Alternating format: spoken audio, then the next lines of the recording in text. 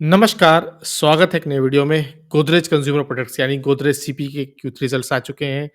देखते हैं रिजल्ट्स क्या हेडविंड्स हैं, क्या टेलविंड्स हैं, क्या प्रॉब्लम्स हैं।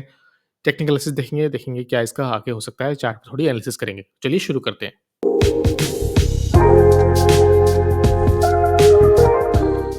की हाइलाइट्स में देख लेते हैं। अब अगेन वही हमने एचयूएल के रिजल्ट्स में देखा था, सेम इसी मिल रहा है। जो स्टैंड अलोन ग्रोथ है वॉल्यूम वाइज़ वो है फ्लैट। इंडोनेशिया की है 6%। जो सेल्स ग्रोथ है वो है 6%। एबिटा मार्जिन आए हैं इस बार 20%। तो इसको देख के मुझे फिजिक्स वाला का जो मीम चल रहा है वही याद आता है, क्यों नहीं हो रही सेल्स? कोई आंसर नहीं है इसका और इन्होंने अपने हेडविंड के रीज़न्स भी दिए हैं, वो अभी आगे चल के देखेंगे। अब इन्होंने कंसोलिडेट और स्टैंडअलोन को कंपेयर किया है। कंसोलिडेट हमें देखना क्यों ज़रूरी है? क्योंकि कई कंसोलिडेट करके बाकी जो सब्सिडरीज़ होती है वो भी जाती हैं। अफ्रीका में भी इनकी सब्सिडरीज़ हैं, कुछ इनके बिज़नेस वहाँ भी फैला हुआ है, उसको भी देखते हैं। तो अगेन वॉल्यूम जो ग्रोथ जो है वो फ्लैट है। नेट सेल्स 3% है। नेट सेल्स कांस्टेंट करेंसी में 2% है। कांस्टेंट करेंसी क्यों? क्योंकि अफ्रीका की करेंसी और भी ज़्यादा डेप्रिशिएट हुई है यूएस डॉलर के मुकाबले, इसीलिए जो 4% है वो एक्चुअली 2% ही है। तो वहाँ भी नेट सेल्स कम हुई है। एबिटा जो है वो 10% है, ये नेगेटिव में है। जब आपको फाइनेंशियल्स में ब्रैकेट में नंबर दिखाई दें तो इसका मतलब है कि वो नेगेटिव है। तो 10% का नेगेटिव एबिटा है। नेट प्रॉफिट जो रिपोर्टेड है वो भी नेगेटिव 14% है और नेट प्रॉफिट एक्सेप्शनल आइटम के अलावा भी -14% है। सेम आपको ज्योग्राफी वाइज़ दिखाई देगा कि किस तरह से है। अगर आप देखोगे कि स्टैंड अलोन और उसका ग्रोथ देखोगे, इंडोनेशिया यहीं इनको थोड़ी बहुत ग्रोथ देखने मिली क्योंकि पाम ऑयल यहाँ सस्ता है। याद रखिए एफएमसीजी में पाम ऑयल बहुत ही इम्पोर्टेंट महत्व रखता है। अफ्रीका में देख रहे हो आप 771 का ग्रोथ है, लेकिन नेगेटिव में ग्रोथ है यहाँ पे। लैटिन अमेरिका में इनको सेल अच्छी हुई है, वहाँ से भी इनको फ़ायदा मिला है। तो टोटल नॉट नेट सेल्स जो है वो 3% ही आ रही है रिपोर्टेड। अब इन्होंने कुछ बिज़नेस अपडेट्स दिए हैं, वो भी हम देख लेते हैं। होम केयर सेगमेंट याद रखिए इंसेक्टिसाइड्स में काफ़ी हैं। गोदरेज का चाहे हिट हो, चाहे गुड नाइट हो, वहाँ पे इनका एक स्ट्रॉन्ग होल्ड है और जाने जाते हैं इसके लिए। आपको हिट बहुत पहले से याद होगा, गुड नाइट बहुत पहले से याद होगा। तो वहाँ इनको उसकी सेल्स में इनको प्रॉब्लम आई है, वहाँ पुअर सीज़न देखने को मिला है। अगरबत्ती में इनको ज़रूर थोड़ा फ़ायदा हुआ है और अगेन प्रीमियम फॉर्मेट्स जहाँ अर्बन कंज़म्पशन स्लो, यही कहानी हमने एचयूएल में देखी थी, जहाँ अर्बन कंज़म्पशन का स्लो डाउन था। लेकिन बता रहे हैं कि कुछ प्रीमियम फॉर्मेट्स में इन्होंने शेयर ज़रूर गेन किया है। इसके अलावा एयर फ्रेशनर वहाँ भी डबल डिजिट ग्रोथ है और उन्होंने नए-नए स्मॉल अ, बजट फ्रेंडली प्रोडक्ट्स लॉन्च किए हैं जिसका इनको फ़ायदा मिल रहा है। फैब्रिक केयर में भी इनकी स्ट्रॉन्ग परफॉर्मेंस है, डबल डिजिट ग्रोथ की बात कर रहे हैं वॉल्यूम वाइज़। इसके अलावा पर्सनल केयर इसमें भी आपका ईज़ी वगैरह वॉशिंग पाउडर, वॉशिंग आ जाता है, वो भी इन्हीं के प्रोडक्ट्स हैं। तो यहाँ पे देखेंगे आप कि इनके पाम डेरिवेटिव की वजह से इनको मिल रहा है, जैसे जो पाम ऑयल है वो महँगा ही होता जा रहा है, इसकी वजह से इनको काफ़ी दिक्कत हुई है यहाँ पे। हेयर कलर्स में भी इनको मिड सिंगल डिजिट है, जहाँ है नहीं, और वेलनेस प्रोडक्ट्स में भी इनको ठीक-ठीक डबल डिजिट मिली है, जो कि इनका स्ट्रॉन्ग सेगमेंट रहा भी है। तो कुल मिला के ग्रोथ जो नेट सेल्स आई है 4% आई है, इम्पैक्ट हो रही है ईयर ऑन ईयर। कंडीशन ठीक नहीं है, इंटरनेशनल बिज़नेस में भी इनकी सेम कांड है, जहाँ करेंसी डेप्रिसिएशन का इनको काफ़ी सबसे बड़ा दिक्कत देखने को मिल रहा है। इंडोनेशिया में इन्होंने कुछ शैम्पू कलर किए हैं जो अच्छे परफ़ॉर्म कर रहे हैं। अब मैं कमेंट ही ढूँढने की कोशिश करता कि कंपनी ने क्या कमेंट किया है, तो कंपनी ने कोई कुछ ख़ास ऐसा कमेंट नहीं किया है। वही अपनी-अपनी वही कहानी बता रहे हैं कि डिमांड कंडीशंस जो हैं वो स्लो हेडविंड्स हैं, अर्बन कंजम्पशन में स्लो डाउन है, पाम ऑयल में सर्ज है, उनके प्राइस बहुत बढ़ चुके हैं। होम इंसेक्टिसाइड सेगमेंट जो है वो उसमें फ्लैट वॉल्यूम ग्रोथ था, तो उसमें इनको फ़ायदा नहीं मिला है। मैं देख रहा था कि आगे के लिए क्या मिलेगा, आगे के लिए ऐसा कुछ सजेस्ट नहीं किया है, बस इन्होंने कुछ फिर अगेन रिपीट किया है कि प्रीमियम फॉर्मेट्स में इनको थोड़ी-सी इन्होंने शेयर गेन किया है। लेकिन अभी भी कह रहे हैं कि we are focused on driving volume led growths. ये मिल नहीं रहा है, ये किसी को भी नहीं मिल रहा है, इनको कहाँ से मिलेगा? काफ़ी इम्पैक्ट मिलने को मिल रहा है। लेकिन ये कह रहे हैं कि ये अपना जो वेस्ट कॉस्ट है उसे रिड्यूस करेंगे और प्रॉफिटेबल होंगे। फिलहाल ऐसा होता हुआ नहीं दिख रहा है, आई होप कि हो। गोदरेज एक नामी-गिरामी ब्रांड है, काफ़ी पुरानी कंपनी है, ऐसा नहीं कि आज ही मार्केट में आई है। तो बहुत सारे सीज़न देखे इन्होंने, तगड़ा खिलाड़ी है और देखते हैं फिर आगे क्या होता है। कंपनी की ग्रोथ में देखिए काफ़ी दिक्कत है। अगर आप क्वार्टरली रिजल्ट्स भी देखोगे गोदरेज के, तो अगेन हम देख ही चुके हैं कि वॉल्यूम ग्रोथ, एबिटा सब नेगेटिव में, net profit year on year negative में है। अगर हम सिर्फ़ क्वार्टरली रिजल्ट्स देखें ना, आपको देखने हैं जून 2022 से, यहाँ 3,000 करोड़ की सेल थी। उसके बाद 3,000, 3,500, 3,200, 3,400, 3,600, 3,600, 3,300, 3,300, 3,600, 3,700। तो वॉल्यूम नहीं मिल रही है, ये एक्सपैंड नहीं कर पा रहे हैं, ऐसा लग रहा है कि यहाँ स्टैग्नेंट हो गए हैं।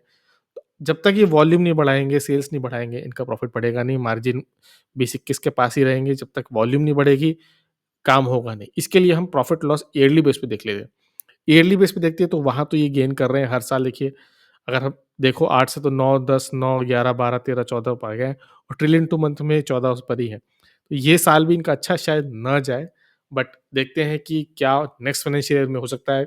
बजट आने वाला है, अगर बजट में कंजम्पशन को बूस्ट मिला, तो एफएमसीजी में भी बूस्ट आएगा, तो यहाँ भी मिल सकता है। तो बजट पे भी डिपेंड करेगा, अगर महँगाई कम हुई तो भी मिलेगा, आदमी के पास पैसा होगा तो वो खर्च करेगा तो ही मौका मिलेगा। तो ये तो हो गई फंडामेंटली बातें, अब चलते हैं चार्ट पे। अगेन कुछ लाइन्स मैंने ड्रॉ कर रखी हैं, उनका सिग्निफिकेंस आगे देखने को मिलेगा, पर हम रिसेंटली देख रहे हैं कि ये काफ़ी ऊपर से नीचे आया हुआ है। अगर हम सिर्फ़ यहीं से देखें सितंबर से, तो इसने 30% 32% का लो बना दिया था, जहाँ से थोड़ा-सा रिकवर हुआ है और आज के क्लोजिंग देखें तो 27% नीचे है।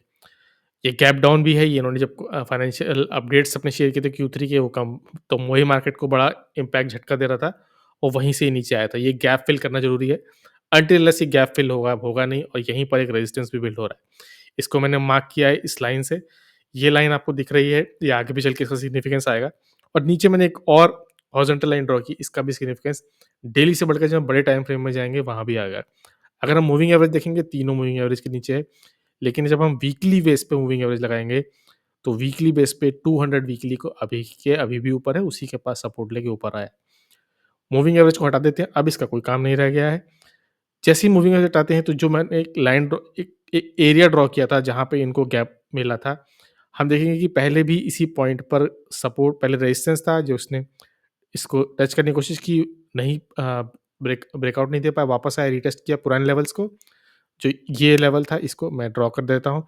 ये था, इसको इसको उसने बीट किया, वापस रीटेस्ट किया और फिर मूवमेंट आया। वापस इस लेवल को टेस्ट किया, फिर ऊपर गया। तो हमको दिख रहा है कि इस लेवल पर एक सपोर्ट रेजिस्टेंस का गेम हो रखा था, तो अब ये रेजिस्टेंस की तरह एक्ट कर रहा है। पहले 2 बार इसने 2-3 बार इसने सपोर्ट की तरह ट्रीट करने की कोशिश की, बट क्योंकि फंडामेंटली स्ट्रॉन्ग नहीं थी, तो इसीलिए इम्पैक्ट देखने को मिला और ये नीचे आ गया। अब वापस अगेन यहीं से इसको रिजेक्शन मिल रहा है, तो ये इसको भी बीट करना मुश्किल हो पा रहा है और इस रिज़ल्ट के साथ तो कोई चांस नहीं है कि इसको बीट करे। बट हाँ, ये आप कह सकते हो कि क्योंकि रिज़ल्ट खराब है और ऊपर से नीचे है, अगेन मैं वीकली बेस पे ऊपर से देखूँ, तो ऑलमोस्ट 32% था, अब वापस आके 27% के आस-पास बैठा हुआ है। तो आप ये भी कह सकते हो कि पूरा का पूरा खराब रिज़ल्ट प्राइस्ड इन है, उसका इम्पैक्ट पहले से ही मार्केट में है। एडवांटेज यहाँ देखने को मिल रहा है क्या? यहाँ पर हमको वीकली बेस पर एक बहुत ही अच्छी मॉर्निंग स्टार कैंडल देखने को मिल रही है। हमको पता है कि 200 डेमा वीकली वेमा 200 डेमा नहीं, वेमा यहीं पर है, तो उसका भी सपोर्ट है। बट ये जो लाइन ड्रॉ कर रखी है, ये पहले सपोर्ट का काम कर रही थी, रेजिस्टेंस का काम कर रही थी, इसी को मैं सपोर्ट मान के चल रहा हूँ। तो 1070 के आसपास ये लाइन ड्रॉ हो रही है, इसका भी हमको ध्यान देना पड़ेगा, ये भी हमको लगता है कि अच्छा पॉइंट हो सकता है। डे वीकली से अब चलते हैं मंथली पे हमको क्या देखने को मिल रहा है? अगेन जो हमने लाइन ड्रॉ की थी वो मंथली पे और भी अच्छी दिख रही है। क्यों दिख रही है? क्योंकि इसने यहाँ पर मंथली बेस पर एक कप हैंडल बनाने की कोशिश की थी। ब्रेकआउट आया, इसका टारगेट भी मीट हुआ, अब ये वापस नीचे आ रहा है। जब टेक्निकल बेसिस पे इसका ब्रेकआउट ज़रूर आ गया था, फंडामेंटली उतनी अच्छी नहीं थी। लेकिन यहाँ पर फिर देखने वाली बात है कि ये जो स्लंप आया था, अगर मैं इसको यहाँ से देखूँ, ये तो वीक हो गई, 43% का है, लेकिन अगर मैं बॉडी तक लेके जाऊँ तो 34% तक का इसमें डाउन मूव था और इतना ही हम 32% का डाउन मूव पहले भी देख चुके हैं। अब ये कोविड का मूव है, तो इसको देखना ठीक नहीं होगा क्योंकि कोविड में तो भयानक इम्पैक्ट आया था, पर फिर भी 47-48% का इम्पैक्ट आया था। अगर हम थोड़ा समय से थोड़ा और पीछे चलें तो देखें, अब ये जो डाउन मूव्स हैं, ये हमको बड़े नहीं दिख रहे हैं क्योंकि जब टाइम फ्रेम बड़ा होता है तो पुरानी यादें धुंधली हो जाती है, बट ये भी बड़े मूव थे। अगर मैं इसको नीचे लेकर आऊँ, तो कम से कम ये भी 27% का मूव था। ये ये भी पॉइंट ऐसे ही मिलेगा, ये भी पॉइंट ऐसे ही मिलेगा। तो 30-27% के मूव्स, 30% हम लमसम मान लेते हैं, उतना मूव फंडामेंटली स्ट्रॉन्ग कंपनी में खराब दौर में आ जाता है। तो यहाँ क्या देखने को मिल रहा है, यहाँ भी 30% का मूव इसने ऑलमोस्ट ले लिया है और हमको अब एक मंथली, वीकली, डेली तीनों पॉइंट पे सपोर्ट मिल रहा है। अगेन मैं वीकली ड्रॉ कर लेता हूँ, क्यों? क्योंकि ये पॉइंट भी बीट हो सकता है। मुझे लग रहा है कि अगर 1000 के आसपास अगर मैं यहाँ पर एक लाइन ड्रॉ करूँ कुछ इस तरह से, तो यहाँ पर भी एक सपोर्ट रेजिस्टेंस हमको वीकली बेस पे दिख रहा है। तो 972 याद रखिएगा, 2 हमको नंबर याद रखने हैं, 1073, ये एक सपोर्ट का लेवल है, इस पे हम देखेंगे क्योंकि यहाँ इस खराब रिज़ल्ट के बाद इस पे आराम से वापस आके नीचे टच कर सकता है। दूसरा लेवल क्या है, वो है 973 का। हमको आप पॉज़ कर लीजिए वीडियो और ड्रॉ कर लीजिए, फिर देखिएगा किस तरह मूवमेंट आ रहा है। तो 2 सपोर्ट हमको दिख रहे हैं, ये है सपोर्ट 1, ये है सपोर्ट 2। इस सपोर्ट पर आएगा, फिर देखेंगे लॉन्ग टर्म के लिए क्या प्लान करना है। याद रखिए, किसी भी एंगल से कोई भी बाय सेल रिकमेंडेशन नहीं है।